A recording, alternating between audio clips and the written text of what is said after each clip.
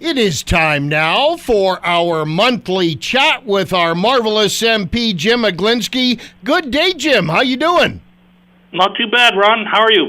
I'm about 60-40 right now. We've actually got some issues with wildfires in our province, as you know, Jim, Yes. and it's getting really smoky here in the West Yellowhead, which is not a good thing.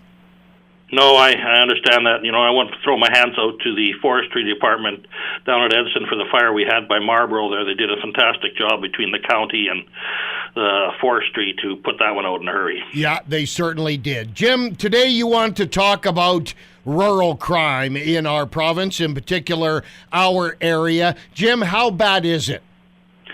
Well, it's not good. It's a situation that doesn't only address us, but addresses rural areas right across Canada. And the Standing Committee on Public Safety and National Security just recently tabled its study on crime in rural areas in Canada. And I was very disappointed in the outcome of this report, as nowhere does it meet or talk about the concerns raised by rural Canadians, and especially the concerns raised in the Alberta Rural Crime Report that was submitted by my colleagues and myself. You know, we had roughly a 14-page report, and the Liberal government dropped it down to 3 pages with less than 100 words discussing the problems, and the rest was nothing but kind of whitewash. Sad. Yeah, it is very sad, and I know, Jim, knowing you a little bit and knowing your past, you were a member of the RCMP, so when that word crime gets thrown out, this hits you right smack in the heart.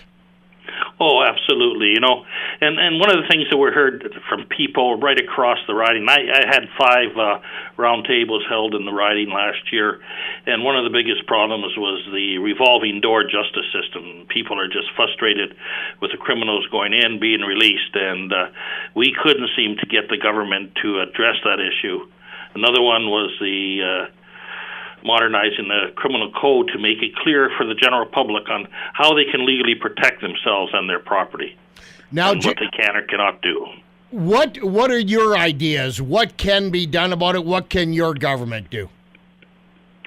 Well, I think the government needs to take a stand on stronger sentencing for the criminals and pay special attention to the victims. It shouldn't be the criminals' rights that we're concerned with. We need to legally bind and follow those, but it's the victims that we are not addressing the concerns of the victims across this country of ours, and we need to.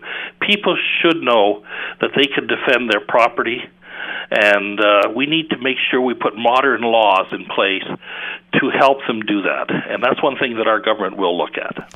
Do you have any helpful hints for the people here in the West Yellowhead and exactly what they can do themselves to protect themselves?